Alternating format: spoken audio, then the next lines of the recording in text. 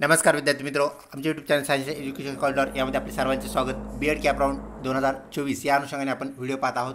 आपली final merit list जी की 14 September 2024 रोजी लागणार होती ती पब्लिश झालेली आहे। तर चला पाहूया आपली फायनल मेरिट लिस्ट व त्या संदर्भात असलेल्या बाबी। तत्पूर्वी आपण जर आमच्या चॅनलवरती नवीन असाल तर चॅनलला सबस्क्राईब करा, व्हिडिओ आवडल्यास नक्कीच लाईक करा। सीईटी सेलच्या वेबसाईटवरती आल्यानंतर आपण पाहू शकता round third final merit list has been publish. त्यानंतर वरती स्क्रॉल करायचं आहे, विविध लिस्टची आपल्याला इथे यादी पाहायला मिळते। त्यानुसार आपण काय करायचं आहे तर आपली जी नोटिफिकेशन आहे इथे आपण पाहू शकता 14 सप्टेंबरला ज्या पब्लिश झालेल्या नोटिफिकेशन आहेत त्यामध्ये not considered in final merit list. नेहमीप्रमाणेच काही विद्यार्थ्यांची नावं आपल्याला इकडे आलेले पाहायला मिळत नाहीत, तर काही त्रुटी असतील, डिस्क्रिपन्सी असतील, त्यांनी आपल्या मेरिट लिस्टमध्ये नाव चेक केल्यानंतर ही मेरिट लिस्ट पाहून घेणं गरजेचं आहे जर तिकडे नाव नसेल तर। त्यानंतर आउट ऑफ महाराष्ट्र स्टेटचे जे स्टुडंट आहेत ज्यांनी ELCT दिलेली आहे त्यांची लिस्ट आपल्याला इथे पाहायला मिळते। त्यानंतर final merit list out of Maharashtra state student म्हणजे जनरल BEdसाठी काहींनी ॲप्लिकेशन केलेलं आहे, महाराष्ट्राच्या बाहेरच्या विद्यार्थ्यांनी त्यांनी ती लिस्ट चेक करायची आहे। त्यानंतर final merit list x serviceman ELCT, त्यानंतर final merit list x serviceman म्हणजे जनरल BEd, त्यानंतर round third final merit list ELCT Maharashtra state, महाराष्ट्रातील विद्यार्थ्यांनी इंग्लिश मीडियमसाठी ज्यांनी फॉर्म भरलेले आहेत त्यांची ही मेरिट लिस्ट आहे। आणि सर्वात वरती सर्वात टॉपला आपल्याला जी लिस्ट पाहायला मिळते ती म्हणजेच round third final merit list of the Maharashtra state students, he list आपल्याला चेक करायची आहे। याला क्लिक करताच आपल्याला ती डाउनलोड होताना पाहायला मिळते। आपली मेरिट लिस्ट डाउनलोड झालेली आहे। आपण पाहू शकता state common entrance test cell Mumbai म्हणजेच आपल्या CET सेलचं कोटेशन आहे ते।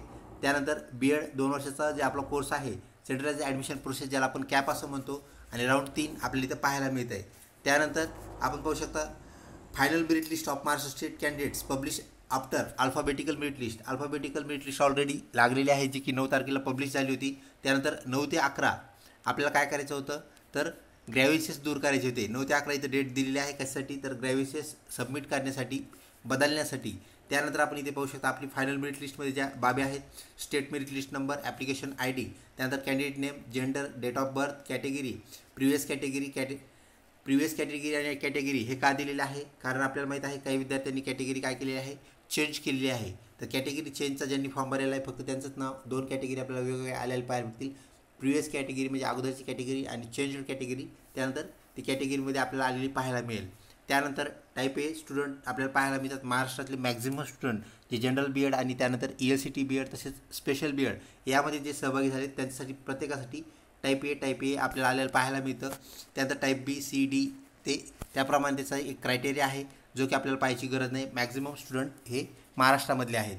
त्यानंतर मायनॉरिटीमध्ये PH फिजिकली हँडिकॅप जे बंधू भगिनी आहेत त्यांच्यासाठी इथं जे फिजिकली हँडिकॅप नाही त्यासाठी NN येणार आहे म्हणजे नो येणार आहे। फक्त ज्यांना फिजिकल हँडिकॅप सर्टिफिकेट ज्यांनी जोडलेलं आहे तिथे त्यांचं Y येईल म्हणजे S येईल। त्यानंतर एक्स सर्व्हिसमॅन, फक्त एक्स सर्व्हिसमॅनचे जे कॅन्डिडेट्स आहेत त्यांचंच इथं S येईल, बाकी सर्वांना नो येईल, N येईल। त्यानंतर ऑर्फन तसेच पर्सेंटाईल हे आपल्याला सर्व चेक करायचं आहे। त्यात अजून एक सगळ्यात शेवटचा जो कॉलम आहे तो म्हणजे ओपनमधून इलिजिबल आहात का, यस नो तिथं आलेलं पाहायला भेटतं। आणि सेकंड लास्ट कॉलम रिमार्क, तर रिमार्क हा सुद्धा कॉलम महत्त्वाचा आहे। यामध्ये आपण रजिस्ट्रेशन कधी केलेलं आहे हे इथं नमूद केलेलं आहे। काही जणांनी रजिस्ट्रेशन सेकंड राऊंडला केलं असेल, थर्ड राऊंडसाठी केलं असेल ते पण इथं नमूद केलेलं असणार आहे। अजून एक गोष्ट आपल्याला इथे पाहायला मिळते registered at the time of the first round merit list you have discrepancy, इथं डिस्क्रिपन्सी आपल्याला दाखवते।